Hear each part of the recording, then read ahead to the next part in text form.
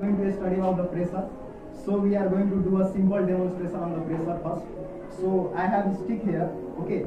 Any of you, can you break the stick with a single hand without striking it anywhere? Can you break? Just try. Come and just try. Hit here and break this. Anyone? You come. Side. Which side? Come. Break. Try once. It is breaking or not.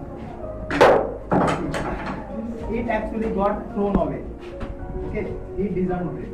Now, this is the same stick we are putting here, and we are just taking a simple sheet of paper and just covering this paper.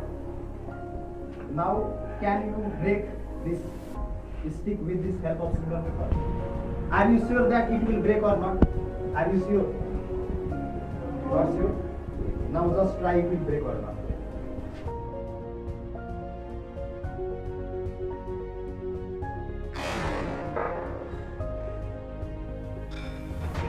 It got break with a single sheet of paper.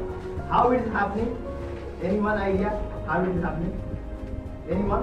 No. See here how it is happening. We have just this formula, pressure equal to force forming area. When the stick was like this, put it here, the air pressure was only working on this single, you can say, sheet of stick. Okay, here on this dimension. But when you are just covering this particular stick with this paper like this,